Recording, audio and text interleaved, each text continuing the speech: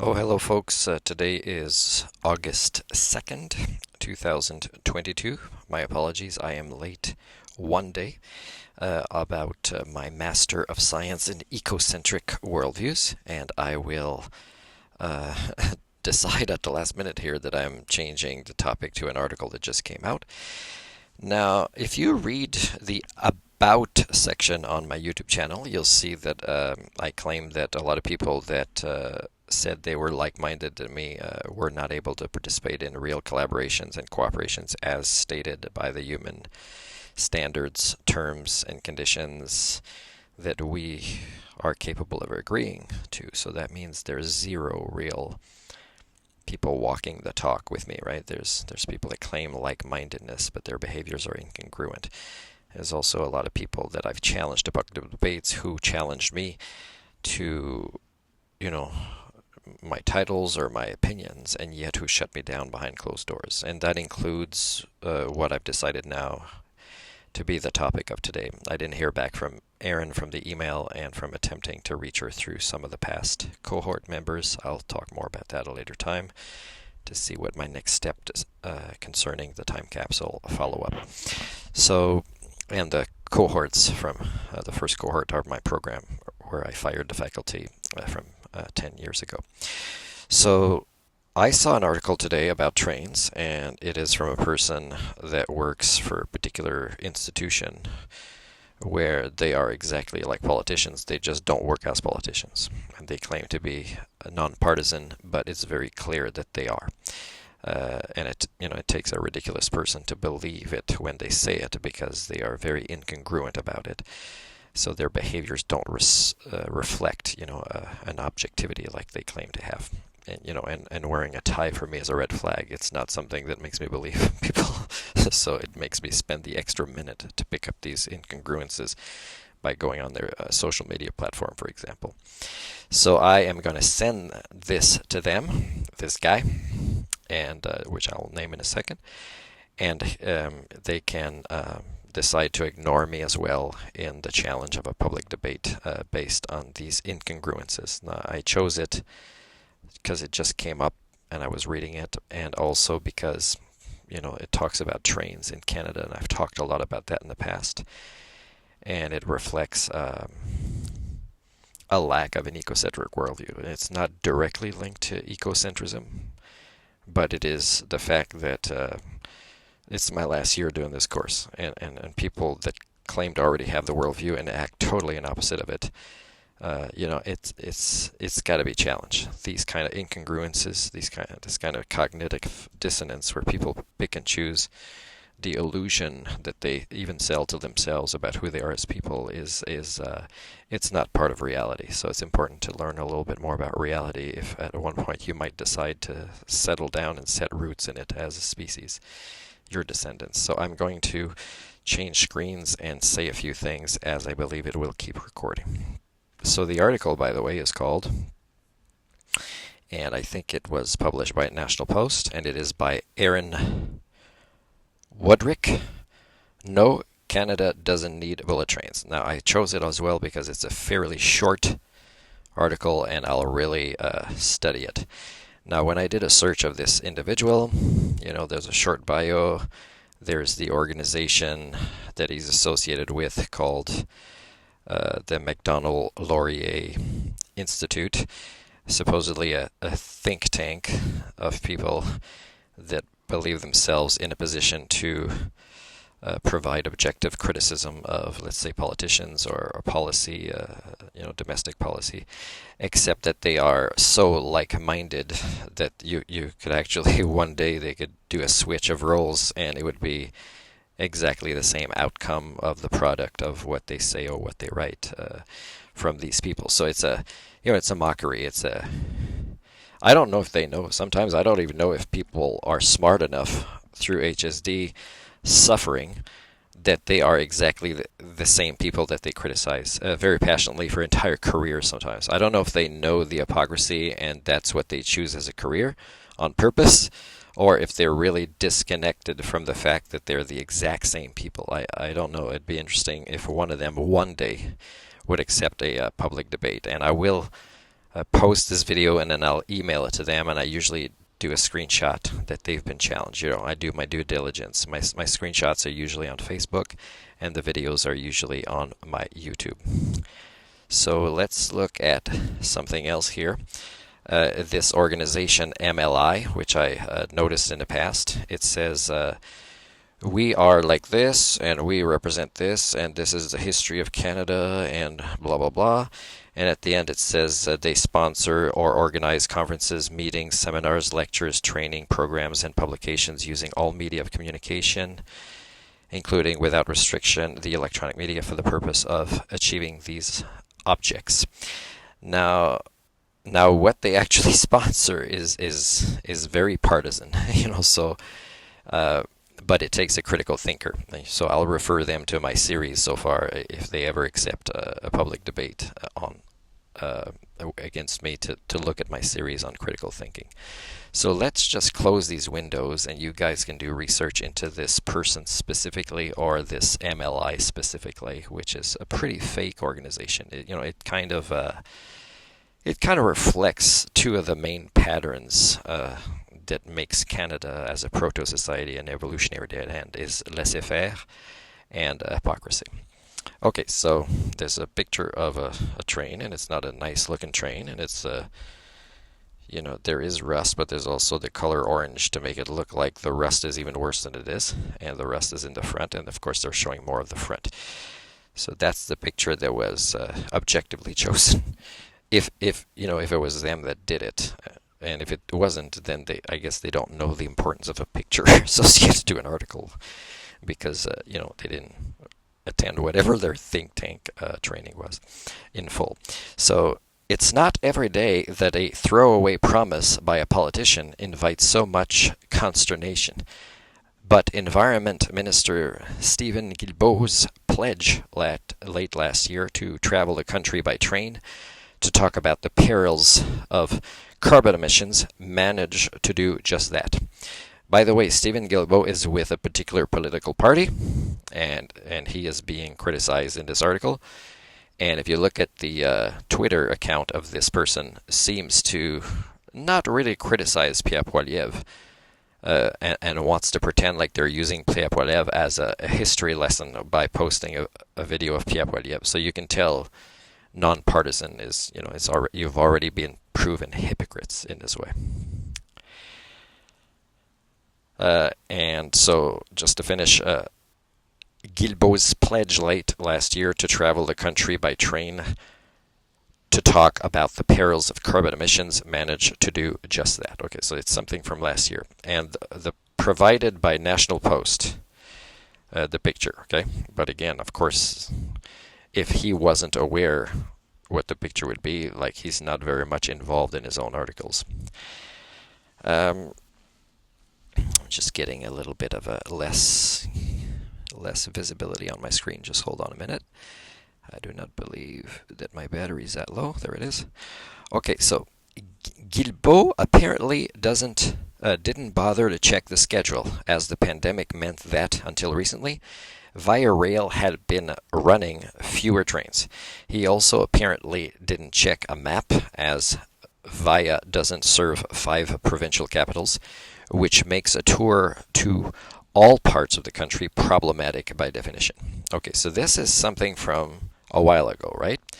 And he's also quoting things that are historical. So if he was really wanting to promote, a learned history of Canada, he would also talk about how many people died creating the train tracks to open up Canada from east to west. And that it is a very negative thing to their legacy to be writing an article like this, because there was slavery involved, there was pressure involved, there was dangers to other ethnicities of origin to do this, and it's again something the government should apologize every year for have done, and also to not maximize this type of transportation. On social media, talk soon turned to how embarrassing it was that we didn't have a lattice work of iron snaking across the land the way they do in Europe or Japan, or why we don't have a bullet train running between Toronto and Montreal. If only, the story goes, we had leaders with the vision and gumption to rectify this gross injustice. Okay, now, is he going to cite Pierre Poilievre's opinion on this?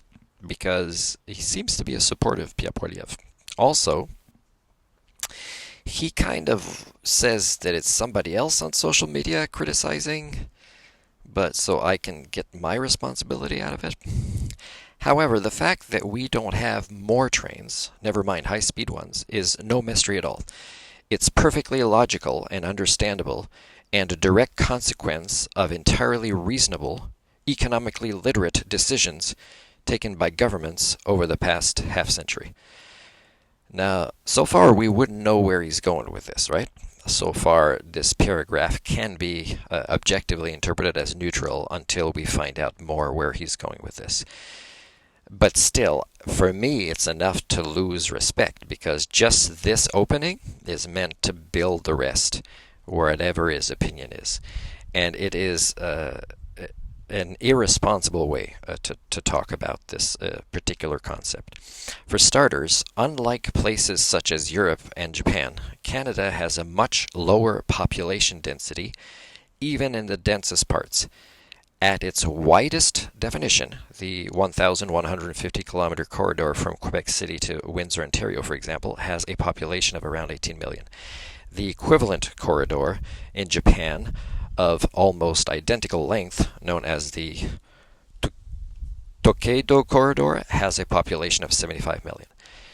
Now, so far, this is not really relevant to a train, okay, because 18 million people, you don't need to build a train for 18 million people, but in 18 million, there's enough people that would be riding the train.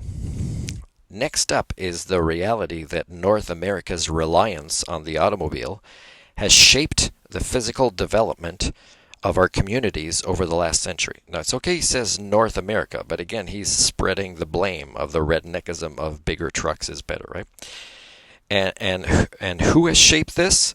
Well, he wants to put it on the people, but the people were the sheep, that were just going with what the options were when business, including politicians as well, and sometimes they were in both, were making choices to destroy particular projects that were more environmentally friendly and promote oil industries and automobile industries. That has implications, not just for travel within communities, but between them.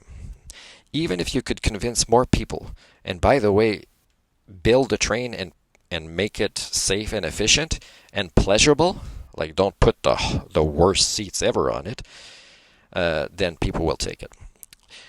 Could convince more people to take the train instead of driving, unless you're arriving in a large city with an extensive public transit network. You will be forced to rent a car, take taxis, or wait at bus stops in order to get around. Now, where are these people going to? Another city? And you don't think a lot of people now enjoy, let's say, finding out what the trains are, or why there shouldn't be smaller trains in public transit there? And also, the people that would take trains, they're not necessarily the people that would want to rent a car. And don't they have family there? They could pick them up. And if there's issues with public transit there, then why make this paragraph seem like, oh, well, if we make a cross-country or a train between cities, we're not going to also make efficient transit in cities. Come on, we're not that smart as North Americans. Is that what he's saying? And wait at bus stops in order to get around. So wait at bus stops. At least he didn't say take a dangerous taxi ride, which again influences your opinion, but it's fairly accurate as well. Perhaps it's a shame, and by the way, one of the reasons that it is dangerous is too many people on the road, not enough on trains, right? Perhaps it's a shame that North Americans blessed with plenty of space and until recently affordable cars and gasolines, that's inaccurate, have been reluctant to adopt European commuting habits. Now he's saying they're like that, that's why it's like that, and we're like that. So he's almost saying it's almost saying like the DNA is different when it's really people like him and what they write and what they support or don't support. and who they support and don't support helps to create these cultures over time.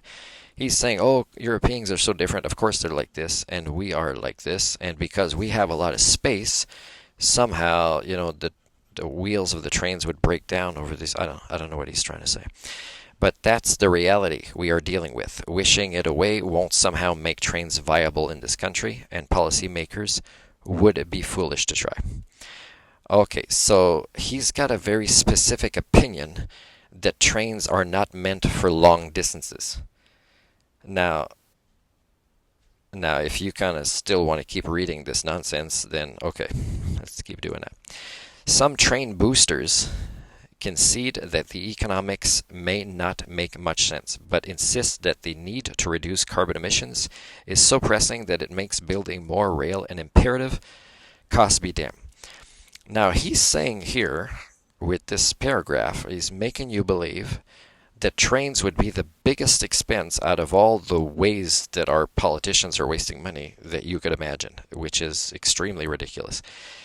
But this argument loses much of its attraction once you look at both the opportunity cost of spending the same money on other ways to reduce emissions, and I guess that would be like contraception, and the likelihood of seducing, or community sharing, sharing kind of transportation, of seducing sufficient numbers of people away from their cars. Seducing people away from their cars. I know that I noticed as a driving instructor that less students were trying to get their driver's license, and the cost of cars and insurance and fuel as well. But they also were going to live in cities like, let's say, Victoria on Vancouver Island, where, even if you want to visit your family once a month, there are trains that could be promoted to be reestablished at much less cost than a lot of other things that is being spent on, and also, taking a bus. And by the way, I've been in many communities, folks, where I beg for a grant to have a bus that I would operate in places where there's a big need for it. That means I'm still spending fuel, but you won't even let me do that because it's public transit. So it's pretty ridiculous how you contradict yourselves in these money laundering schemes of like a Canadian society, for example. Simply put, rail can only... Oh my God, he's already finished. That was a short article. He's already finished being brilliant about trashing trains. Simply put, rail can only really rack up big emission reductions if it induces widespread as opposed to marginal changes in aggregate travel behavior. By the way, the travel behavior, if you don't create the options, it's not going to suddenly, people are going to wait for a train stop that doesn't exist. I don't know if he understands cause and effect, but meanwhile, dedicating tens of billions to rail infrastructure would be misallocating scarce resources away from other projects. That sounds like conservatives who manipulate people with the lack of basic math in their form of economics, from other projects or initiatives that could get better emissions reduction bang for the buck. And of course, there's no examples that he gives here because really there isn't any in Canada, really. It's also worth noting that technological advances in the form of both autonomous and electric vehicles will only weaken the appeal of trains over cars. And here he's insulting a lot of you who are starting to realize that electric cars aren't going to have a measurable impact to pollution and what is being raped out of the earth and what is going to be questionably well disposed of after its use is over, and also even with carbon emissions related to electric vehicles. And again, where there's one person per car. And again, he's bringing up the magical paradigm that once the computers are set up in these cars, then of course we won't miss trees when we pave over everything. It's pretty, he relies on you staying stupid. And they call themselves a think tank, but they're not that bright. They're just slightly above the average stupid Canadian. Why? Because for most consumers, the main deterrents for driving are traffic and safety. Now, I'd like to know where he's getting this data because I don't necessarily agree. And if so, if these two are, let's say, within the top five, why did he name these two? And where do they rank in the top five? Which will be mitigated someday by smart cars that can talk to each other. And the price of gas, which is rendered moot when your car doesn't need any. Maybe your car doesn't, but the manufacturing and the delivery of these cars and the fact that you only have roads, really, and where you have to go on these roads and not on trains to go build the infrastructure for these electrical cars needs. It's not going to be an electrical car delivers the parts to set up a charging station, which there should be more. There should be, for example, the charging stations or the electric cars should be totally disconnected from oil industries and other transportation tycoons that have, for this half century or more, probably more, decided that these cities would be inefficient in this way. I say all this not without a little personal regret. I happen to like trains and subways and prefer to avoid driving when possible. Until I turned 30, I had always lived in urban centers, ranging from my hometown Kitchener-Waterloo to big cities abroad like London and Hong Kong. By the way, I will let you interpret this paragraph. I'll just read it again, okay? So this is not the last paragraph, but the one right before the end. I say all this not without a little personal regret. So he's trying, in a way, he's trying to say, oh, I wish I could have cited on the other side of this topic here without really covering it fully, objectively, thoroughly, instead of focusing on manufacturing your consent. But that's what it kind of says. I happen to like trains and subways. I prefer to avoid driving when possible until I turn 30. So figure out how you're being manipulated here, people. But once the surface is scratched, demands for more rail in Canada, high speed or otherwise, tend to boil down to a combination of national pride, because trains are impressive engineering feats and look really cool, and preference projection. Not everyone is as keen on trains as you are. These are shaky foundations on... Oh, as you are. Oh, okay. So again, this last paragraph is, okay, who did I not reach with this thing? Now I'm going to make the person that wants to support trains feel alone and the minority, which people freak out about. That's kind of what's in brackets here. These are shaky foundations. Oh, man, I don't want to be the only one supporting trains. Oh, man. On which to build major infrastructure projects, which is why Canadian policymakers would be wise to make sure projects like high-speed rail never leave the station. So again, if you think there's any objectivity in this, and you don't think that he is supporting a particular industry of very rich people that continues to cut down trees and build roads, more roads instead of more train tracks where there'd be a less need of roads, then you're pretty ridiculous. So I challenge you, Aaron, or anybody that you want to bring from the think tank. Of course, we define thinking very differently. And I will post this and send it to you. Okay, and that's what I came up with now. This was the second time my reading it, but I can really tell, and of course you could ask Noam Chomsky, and he's also going to point out various forms of manufacturing of consent. There's no objectivity, and the think tank is slightly more knowledgeable than the average Canadian, but not necessarily more altruistic for the greater good or for real types of intelligence. It's just somebody who's in the elites and wrote an article that was published, and now you have to ask yourself, is the National Post also an objective form of media, right? If it supports them.